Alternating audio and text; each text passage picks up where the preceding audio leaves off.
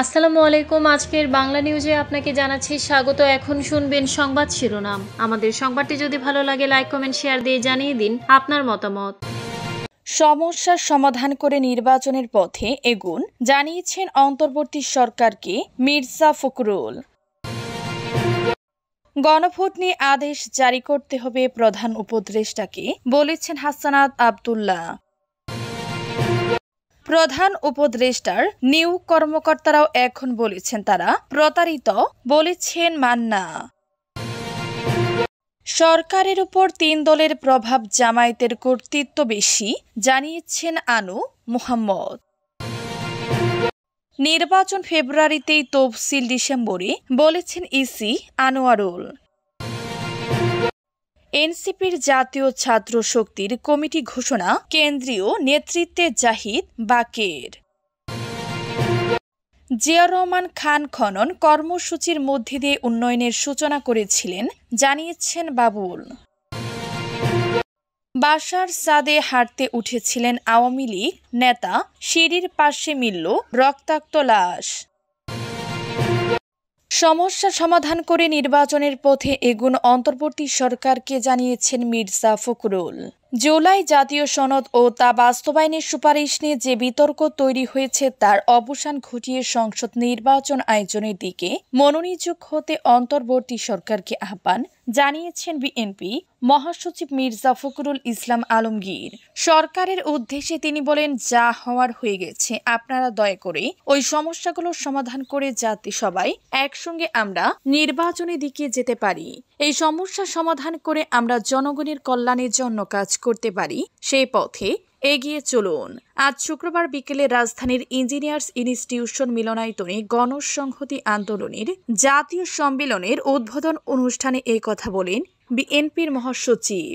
এদিন সকালে জাতীয় প্রেস ক্লাবে জাতীয় সমাজতান্ত্রিক দলের জেএসডি প্রতিষ্ঠা বার্ষিকীর অনুষ্ঠানে তিনি বলেন, অন্তর্বর্তী সরকার এবং জাতীয় ঐক্যমত্য কমিশন দেশ ও জনগণের সঙ্গে বিশ্বাসঘাতকতা করেছে। জাতীয় ঐক্যমত্য কমিশন গত মঙ্গলবার জুলাই জাতীয় সনদ বাস্তবায়নের সুপারিশ অন্তর্বর্তী সরকারের কাছে হস্তান্তরের পর থেকে বিএনপি তা নিয়ে প্রশ্ন তুলছে। দলটির পক্ষ থেকে বলা হচ্ছে, জুলাই সনদ বাস্তবায়ন আদেশের খসড়ার তফসিলের সংস্কার প্রস্তাবগুলোই শুধু উল্লেখ করা হয়েছে, বিএনপির নোট অফ ডিসেন্টগুলো বাদ দেওয়া হয়েছে। এছাড়া কমিশনের সভায় আলোচনা হয়নি এমন বিষয় যুক্ত করা হয়েছে। পাশাপাশি সংসদ নির্বাচনের আগে গণভোট নিয়েও আপত্তি রয়েছে বিএনপি। গণভোট নিয়ে আদেশ জারি করতে হবে প্রধান উপদেষ্টাকে জানিয়েছেন হাসানাত আব্দুল্লাহ। জাতীয় নাগরিক পার্টির এনসিপি দক্ষিণাঞ্চলের মুখ্য সংগঠক হাসানাত আব্দুল্লাহ বলেছেন, অতি দ্রুত গণভোট নিয়ে অর্ডার আদেশ হতে হবে। আদেশের আলোচনাটি পাশ কাটিয়ে যা হচ্ছে, আমরা চাই অতি দ্রুত আদেশের বিষয়টি নিষ্পত্তি হোক এবং এই আদেশটি কোনো অধ্যাদেশ নয়। শুক্রবার পিরোজপুরে এনসিপির সমন্বয় সভায় যোগদানের পর সাংবাদিকদের প্রশ্নের জবাবে হাসানাত আব্দুল্লাহ এই কথাগুলো বলেন। বেলা 11টার দিকে সদর উপজেলা পরিষদ মিলনায়তনে এর সভা শুরু হয়। পিরোজপুর জেলার প্রধান সমন্বয়কারী মশিউর রহমানের সভাপতিত্বে সভায় বিশেষ অতিথি ছিলেন বরিশাল বিভাগের সাংগঠনিক সম্পাদক মোজাহিদুল ইসলাম ও বরিশাল জেলার প্রধান সমন্বয়কারী আবু সাইদ। নির্বাচন সংক্রান্ত এক প্রশ্নের জবাবে হাসানাত আব্দুল্লাহ বলেন, ১/১১ থেকে শুরু করে ফেসিবাদকালীন পুরো সময়টা বাংলাদেশে একটি গণতন্ত্রহীন সময় অতি ক্লান্ত করছে। আমাদের গণতান্ত্রিক উত্তোলনের জন্য অবশ্যই নির্বাচন হতে হবে এবং এই নির্বাচনের মধ্যে দিয়ে আমরা এই গণতান্ত্রিক উত্তোলনের যাত্রা শুরু করতে পারব। প্রধান উপদেষ্টার নিয়োগ কর্মকর্তারা এখন বলেছেন তারা প্রতারিত, জানিয়েছেন মান্না।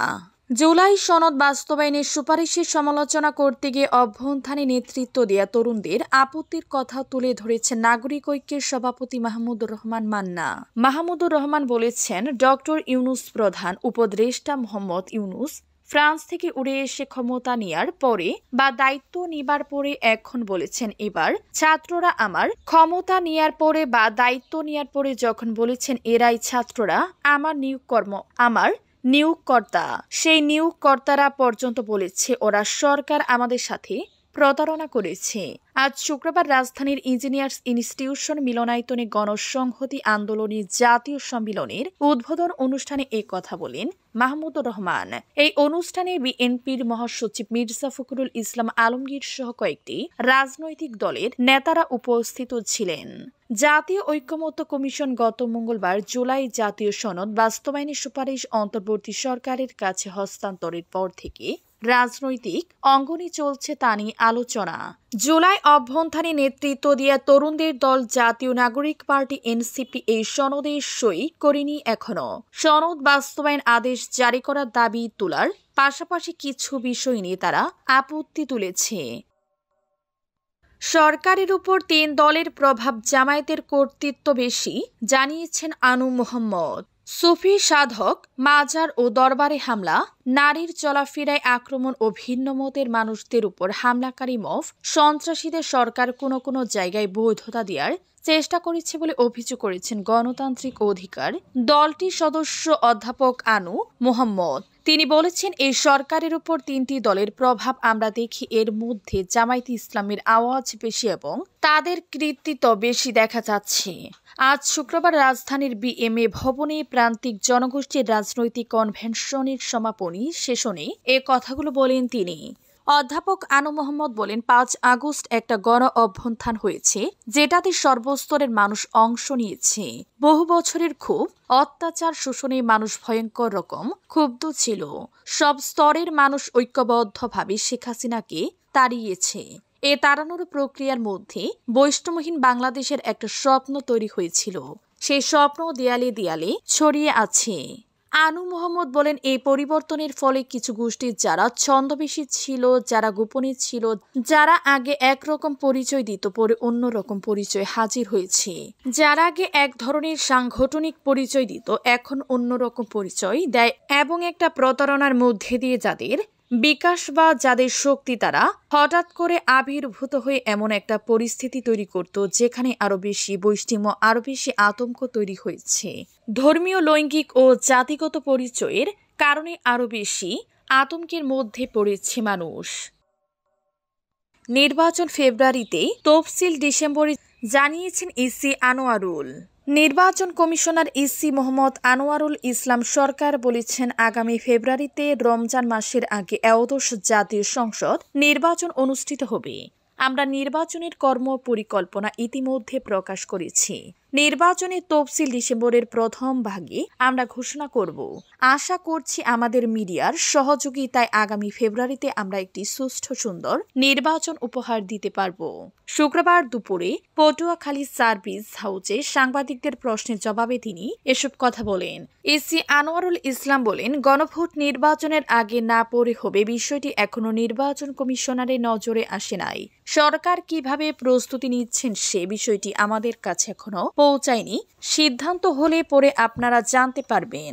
পিআর এর বিষয়ে তার কাছে জানতে চাইলে তিনি বলেন, এটি সম্পূর্ণ রাজনৈতিক বিষয়।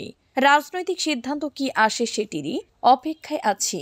এ সময় তিনি আরো বলেন, আপনারা জানেন নির্বাচন পরিকল্পনা বিধিমালার মধ্যে কতগুলো প্রতীকের একটি তফসিল থাকে। এটি সময় নির্বাচন কমিশন পরিবর্তন ও পরিমার্জন করে বিধিমালা আমরা সম্পূর্ণ করে ফেলেছি।